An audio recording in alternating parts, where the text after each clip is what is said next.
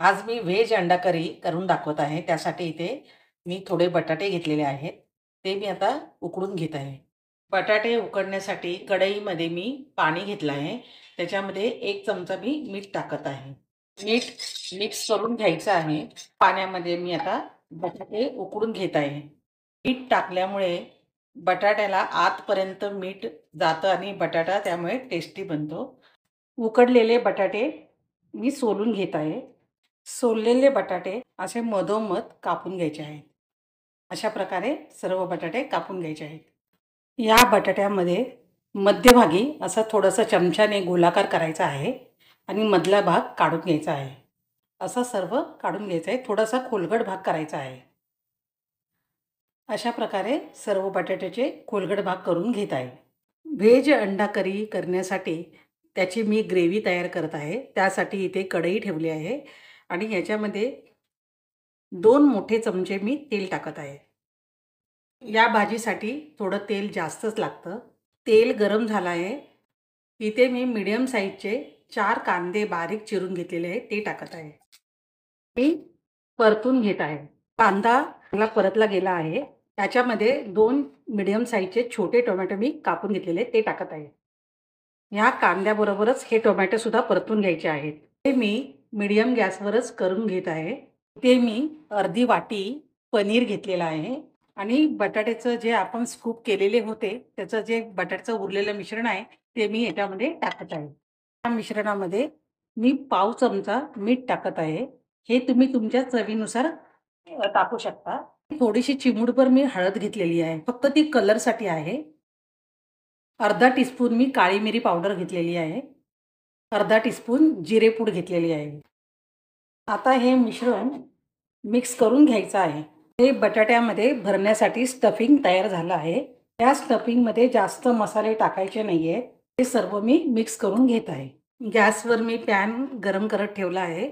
त्याच्यामध्ये मी अर्धा टीस्पून होईल इतकं अमूल बटर टाकत आहे. बटर वितळलं आहे. गॅस स्लोच ठेवायचा आहे. आता याच्यामध्ये जे आपण स्कूप केलेले बटाटे होते ते मी ह्याच्यात टाकत आहे. हे बटाटे फ्राय करत असताना थोडंसं मी मीठ घेतलेलं आहे. ते मी मीठ सगळं बटाट्यावर थोडंसं पसरून टाकत आहे. जिरा पावडर घेतलेली आहे. काळी मिरी पावडर हे अगदी थोडंसंच घ्यायचं आहे आणि थोडंसं लाल तिखट. बटाट्याची एक बाजू मी थोडीशी लालसर होईपर्यंत परतून घेणार आहे. बटाटे मी आता उलटे करत आहे. ते जास्त ब्राऊन करायचे नाही आहेत. आता यासुद्धा बाजूला मी थोडंसं जिरा पावडर, थोडंसं मीठ,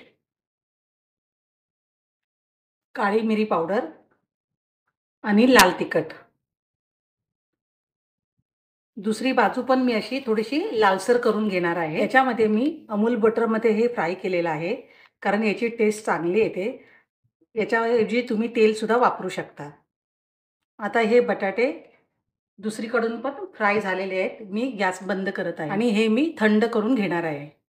टोमॅटो पण आता चांगला परतला गेला आहे. त्याच्यामध्ये 1 टीस्पून मी आले लसूण पेस्ट टाकत आहे. 1 टीस्पून काश्मीरी चिली पावडर टाकत आहे. अर्धा टीस्पून जिरेपूड, 1 टीस्पून धने,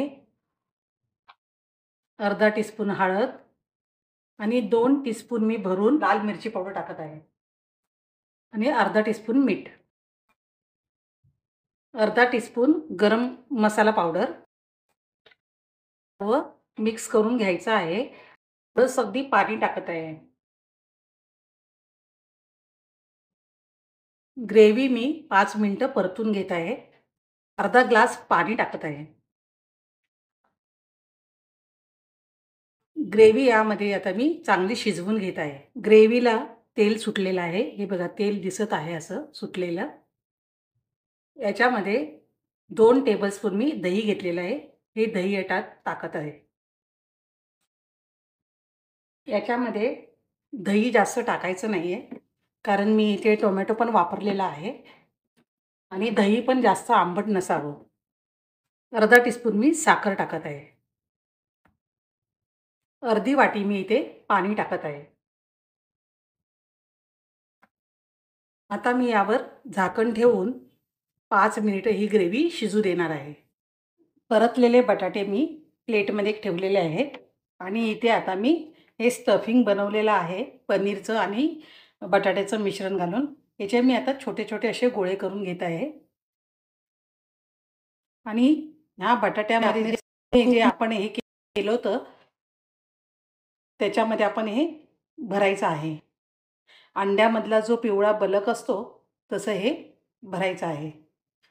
अशा प्रकारे सर्व भरून घेत आहे. सर्व बटाट्यामध्ये मी स्टफिंग भरून घेतलेलं आहे आणि असं बघितल्यानंतर असं वाटतं की खरोखरच हे अंडी आहेत. असं वाटणारच नाही की हे बटाट्याचं केलेलं आहे. ग्रेव्हीला उकळी आली आहे. इथे मी थोडीशी कापलेली कोथिंबीर टाकत आहे. 1 टेबलस्पून एवढी कोथिंबीर असेल. ग्रेव्ही ही जास्त पातळ करायची नाही आहे, थोडी घट्टच पाहिजे.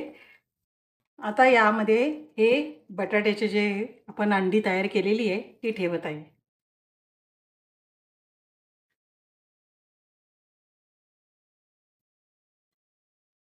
याच्यावर झाकण लावून मी 2 मिनिटे शिजवून घेणार आहे. त्याला उकळी आलेली आहे. मी झाकण काढत आहे. या अंड्यावर थोडी अशी ग्रेव्ही टाकायची आहे. व्हेज अंडा करी तयार आहे. मी आता याच्यावर कोथिंबीर टाकत आहे. आता मी गॅस बंद करत आहे.